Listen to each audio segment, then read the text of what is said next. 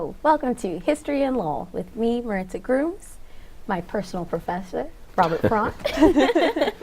And today we have Sophie Combs joining us from UMass Lowell as a research assistant and a student. Welcome, Sophie, to the show. It's great to be here. Thank you.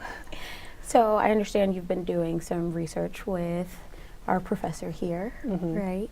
You want to tell us about that research? Yeah, so I'm part of the Emerging Scholars Program, and what we're doing is we're trying to bring Lowell's history of immigration to life, and we're doing this in a multitude of ways. The biggest thing that I'm excited about is the website that's soon to be completed, and it will have all these resources for educators, including short biographies, neighborhood histories, histories on all the different ethnic immigrant groups, and animated videos. So it's interactive, and that's very cool because, you know, it gives students a way to look at Lowell's immigration history in a way that's more relatable and more interactive, and also incorporates history that has been kind of swept under the rug.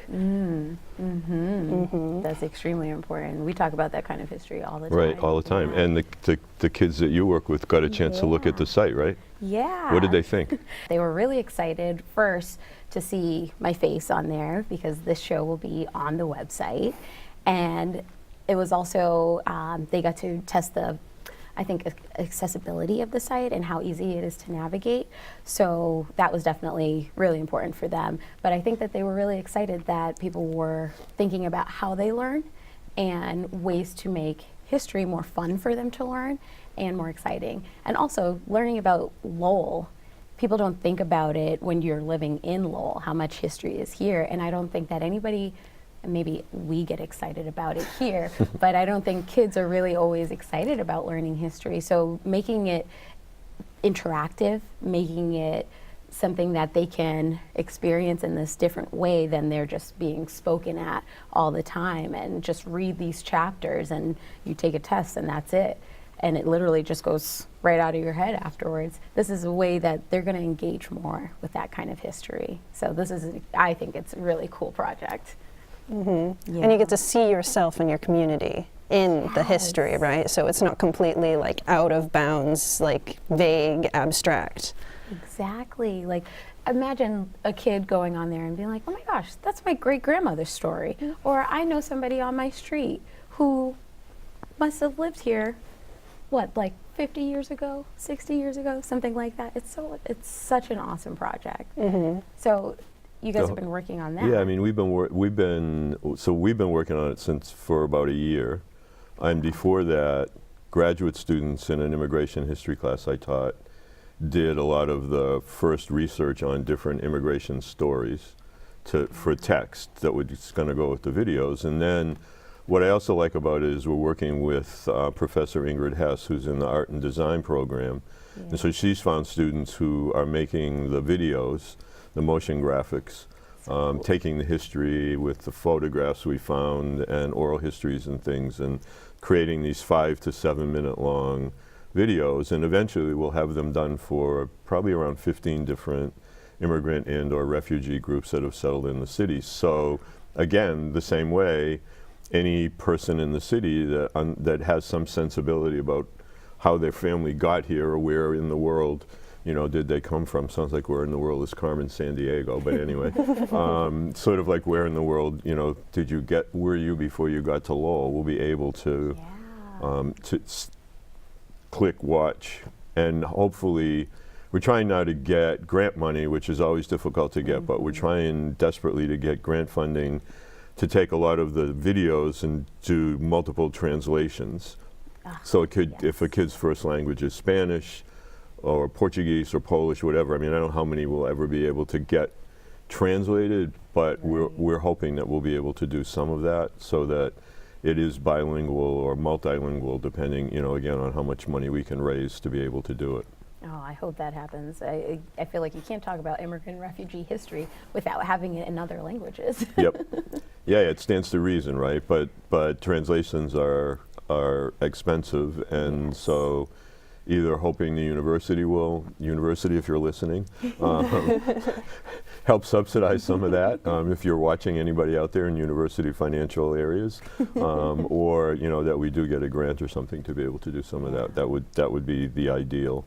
And then we can involve students from the language programs at the university who are oftentimes reading and translating things that just are whatever their teacher wants, but we could bring them a script and say, can you have students work on translating this into Khmer or Spanish or Portuguese or whatever. And so the students are getting real world practice translating something that then they actually know somebody's going to listen to. Yeah. And that seems fundamental to, the university claims it's giving people a world-ready education. And so, again, if you're listening, you should support this university. Yes, make it happen. Yeah. So what other kind of projects are you guys working on? Currently doing some immigration research on women in Lowell and also in the United States, and that's a very ambitious project, but I'm very excited because gender studies is sort of near and dear to my heart. Yeah. I don't know anything about that. No. We're all about women empowerment, obviously, over at Girls Inc. So tell us a little bit more about the kind of things that you're finding about women in Lowell. So more broadly speaking, I've been kind of looking at like American policy about immigration as it relates to women, and specifically I've been kind of like aghast to find like how central reproductive rights have been to immigrant women. So like in 1911, the Dillingham Commission is like a prime example of this. There was a federal investigation into like the fertility of native-born women versus immigrant women, because this was like a federal issue and that had to be looked into, and that determined a lot of immigration policy. Wow.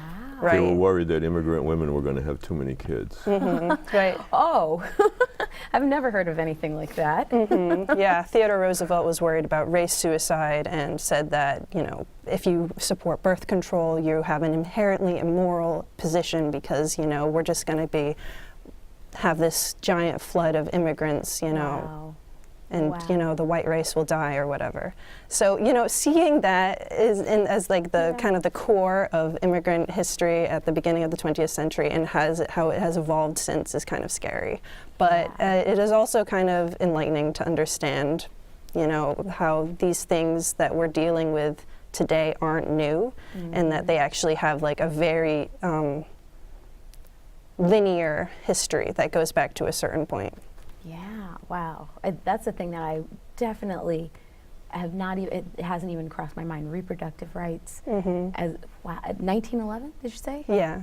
Wow. Like, I just need to sit with that for a second, because I think about it now and how there's all of this, you know, fight for reproductive justice. And still, the same people who shouldn't be making decisions about women's bodies are consistently still making those decisions. Those people, and again, we talk about how important it is to know your history in all areas of life, and that's definitely one that it just never even clicked for me to even think about. So I'm really glad that you're doing this kind of research. There were also in the mix in this period of time, particularly in big cities, there were a number of hospitals where if an immigrant woman went in to have a baby, they would sterilize her while she was out cold delivering the baby, the way babies were delivered back in the early 20th century. And again, along the same lines that Sophie just said, that there was this impression that they called it fecundity, your ability to have children, and that somehow immigrant women would just be basically breeders. Not to be crass about it, but that's really what Roosevelt and the people around him who were really concerned are thinking. And so one of the ways to do this is to just basically make sure, and this is something that in the post-World War II period becomes very consistent with policy in Puerto Rico. There's a massive sterilization program that takes place in Puerto Rico for the same skewed, weird logic, pernicious logic, but it's part of this sort of, again, it's part of the history that doesn't get taught or told. And it's there. Egregious. Wow. And you know, something else that I found was interesting is looking back at how these laws were justified to the public. So if I was looking specifically at the Page Law, which was 1875, and also like the anti-kidnapping laws in California at the end of the 1800s, and they on the surface are all about protecting women's safety. You know, the Page Law was like, we're going to stop prostitutes from entering the country and have them be exploited, which sounds good on paper, but what that really entailed was just like very racist discrimination against Chinese immigrant women, particularly single and unmarried women. And with the kidnapping laws in California, on the surface, I am, you know, I'm also anti-kidnapping as it stands. But Good to know.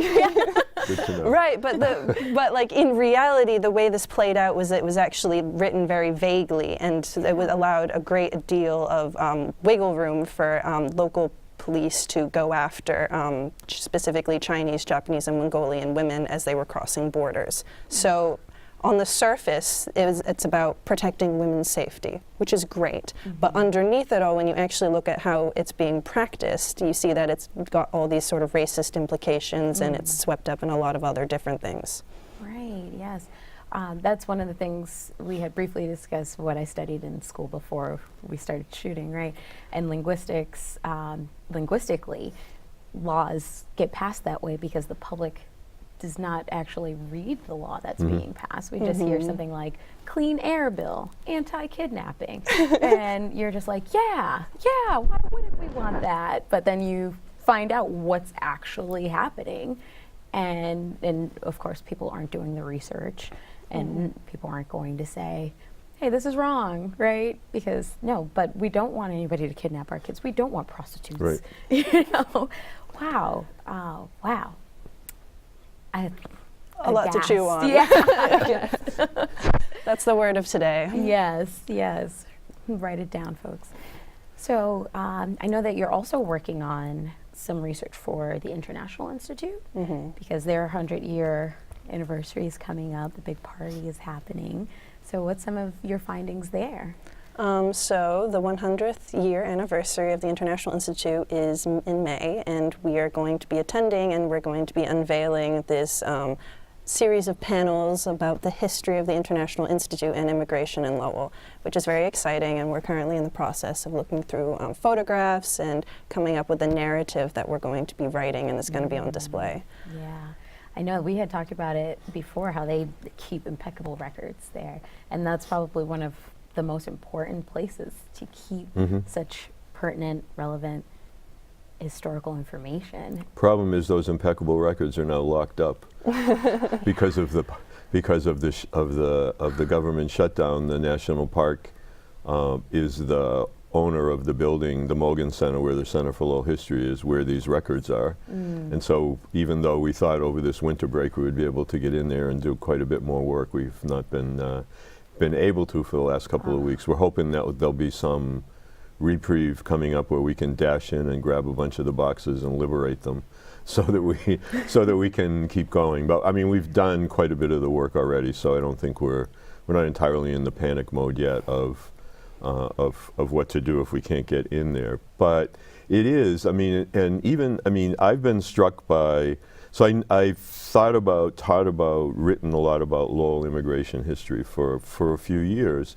Doing this has opened my eyes to a lot more of sort of the game plan and what was going on and the role that the International Institute played. It was less clear to me before we started doing the work how much the YWCA, the Young Women's Christian Association, in the early 20th century played a vital role in establishing these places, not just in Lowell, but around the country in big cities, to try to figure out a way, particularly geared again toward women, to help female immigrants as they come in to the city. And there's a politics behind it, which again is really interesting in terms of, well, what's the International Institute trying to do?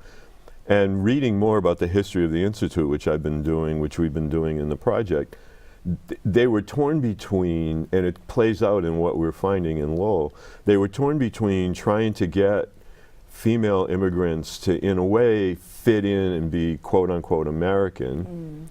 And yet, on the other hand, they were, in a lot of the activities and events they did, celebrating whatever the immigrant culture was that those women brought with them in terms of food, dress, music, dance, all these things.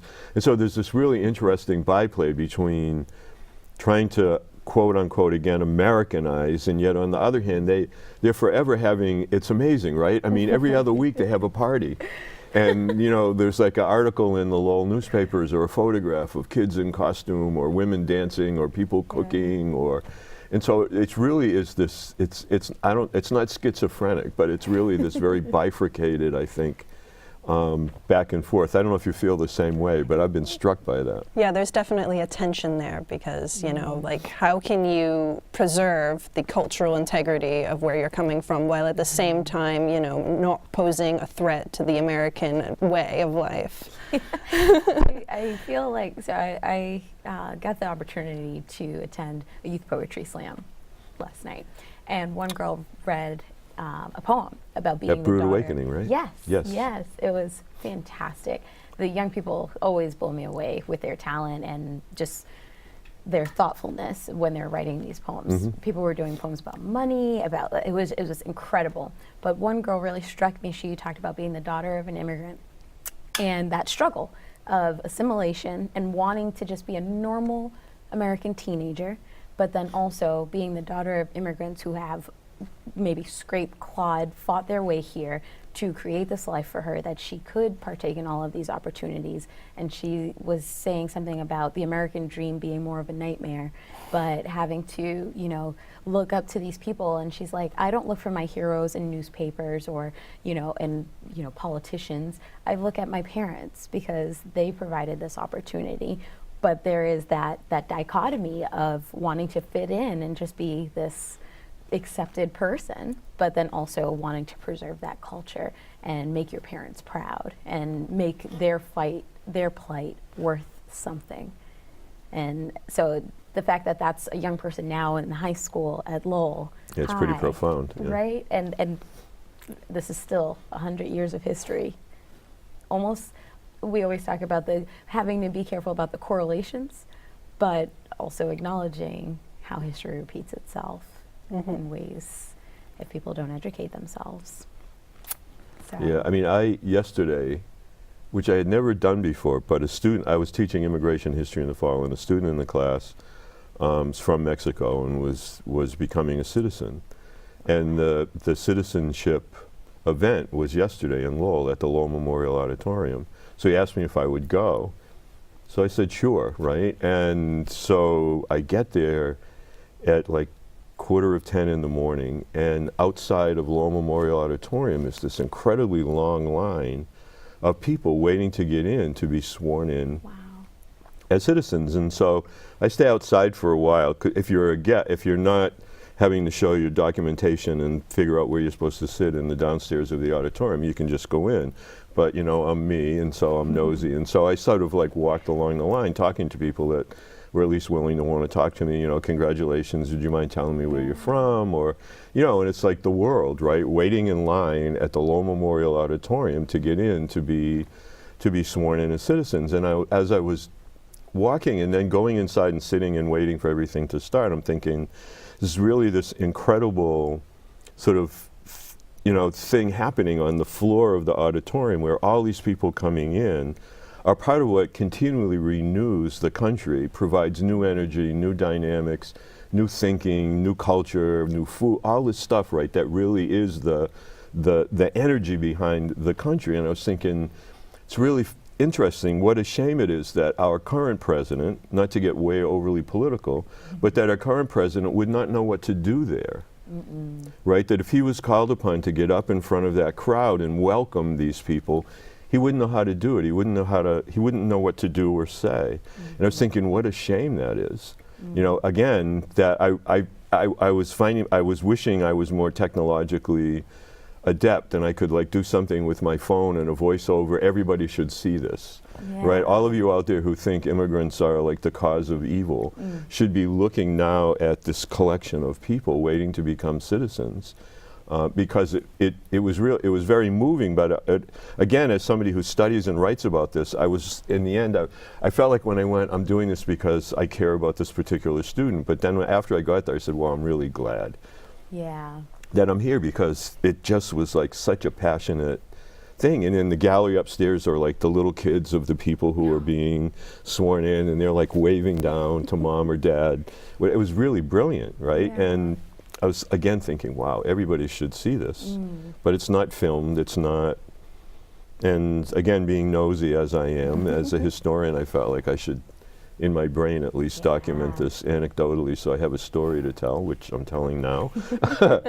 Perfect timing. But it really was sort of, again, what Sophie's been finding, what we've been finding in this work, the lifeblood of Lowell, there's no question, it's not even debatable in my brain. The lifeblood of Lowell is that continual renewal. Yeah. Absent that, this would be a ghost town. Oh, definitely. And we talked about that even like from after urban renewal and when the technological companies were leaving, it essentially was for a little bit a ghost town. But because of immigrants, Lowell once again rose up from the cobblestones. Yeah, literally from the, I like it, from the cobblestones. That's a good, I'm looking for a book title for a book. That's good, from the cobblestones. All I want is just one note. Okay. Says, thanks, Maritza. From the cobblestones. I like it, I like it. Yeah. So what else are you finding like that's super interesting that people should know about the International Institute? That people should know about the International Institute. No pressure. No, but yeah. There are a number of newspaper articles around the time that the International Institute switched over its locations and its executive board of directors, where like some of the concerns were the radicalization of women immigrants.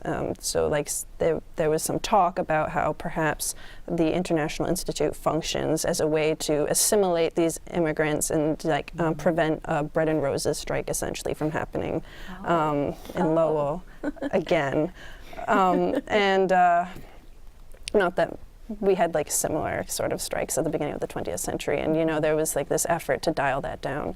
And so that seeing like the relation between labor history and immigrant history and the International Institute as its role in Lowell specifically is really interesting, because the board of directors does walk like a very fine line and with like a lot of political tensions of like how can we help these people while also not stepping on anyone's toes and doing something too controversial. I feel like that's still alive now in Lowell, definitely. How can we walk this fine line to make sure that we're helping these marginalized, underrepresented populations, but also appease our funders because we need the money to help these people. And I think that's definitely a consistency that we see over time and in the present. Yeah, because one of the big funders at the beginning of the 20th century for the International Institute was the Manufacturers Association. So, I mean, there's a bunch of different interests involved in that. It's like, oh, let me just quell these tensions before you go into it. And let's make sure that everybody's happy, but also let's celebrate your culture and everybody gets to eat, which I'm not gonna lie is definitely one of my favorite vestiges that are still played out in Lowell, the festivals and the celebrations of culture.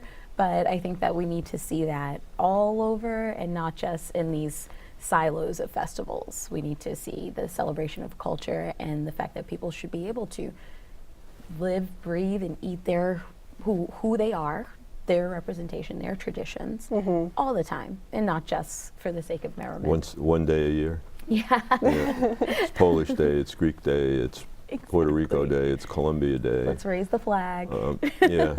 I mean, one of the things I was struck by, I think, is the fact that we think now of the folk festival as being something that happened when the national park came in, but the International Institute is doing the first annual Lowell Folk Festival, the second annual Lowell.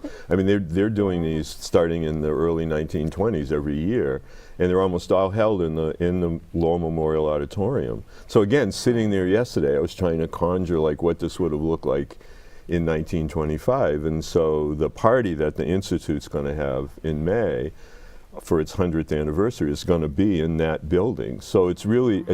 Again, sitting there yesterday, seeing this particular ceremony, I tried in my mind thinking, okay, what would this have sounded like in 1925 when you had all these different languages being spoken, And everybody had a booth. There was an Italian booth and a Polish booth and a Greek booth and a Syrian booth. Everybody had food and flags, and everybody was in some native garb of one kind or another. It was really quite brilliant, and they called it they said these were folk festivals. They called them the first annual, second annual. Are there pictures that will be at the Yes. at this event? Oh, yeah. Yeah, oh, I've got to We've see got it. too many pictures, actually. We can't put them all up. Oh, that's what a struggle. I'm going to have to come behind the scenes one day and look through some of these We'll give you a pictures. premiere viewing of the exhibit. Yes. But yeah, the photographs are really, again, and it's really this byplay, right, where you see one of them is really funny with the mayor being fed it's the caption on the photo is "Mayor fed an exotic food," and there's like a woman from one of the booths, and I forget who the name of the particular mayor, but the mayor's there like suit and tie and whatever, and being fed a little piece of cake or something. Oh my You know, and so it's just really the photos like that are really. The other thing they did is they had a summer camp. Yeah. Yes, yes. I think we talked briefly about Yeah, that. and so we're before, just yeah. finding out it was in Westford, which I'm still trying to understand. Yeah. And I think it was at one point like a YMCA or YWCA, more traditional Y camp, which lots of YMCAs, YWCAs had. But then for several weeks in the summer, it became a place where immigrant kids could go. But there are these great photos of whole families there, where learning how to swim and like people in canoes and rowboats and. That's So, and one of the headlines I think we found pretty recently said something about immigrant kids get to go breathe fresh air, or some headline, something like that, in the summer, and they're being packed off to faraway Westford Yeah. for a week at this Wow. lake. Oh my gosh. But yeah, it's really been Wow. an interesting project. Yeah, I can't wait to see the culmination at this event. So can't we? Yeah, right? I It'll mean bet, we're done. yeah. And that's always a good feeling, right? Yeah, So, it really has brought a lot of things to life for me. I mean, I take classes in Kitson Hall, economics classes, and I was just looking at newspaper articles about how the Florencia Club through the International Institute used to do programs and perform plays there, and I'm just like in the classroom, like I'm sitting and I'm like, whoa. Yeah. Like, who would have thought there's all this history and there's like no inkling that this ever existed, like there's no plaques or anything, but Of course, which we definitely need to do better about, right? more plaques. Yes, yes, more acknowledgement. So, Sophie, I just want to thank you so much for coming on the show today and sharing like really important things. And I'm so glad that you're doing the research that you're doing, especially regarding women and immigrant women, because people need to know what is happening and what has been happening so we can understand how to change it going forward. Like I always say, if you don't study history, then you don't know how You're to change condemned to repeat repeat it. it. Exactly. Thank you all for tuning in, and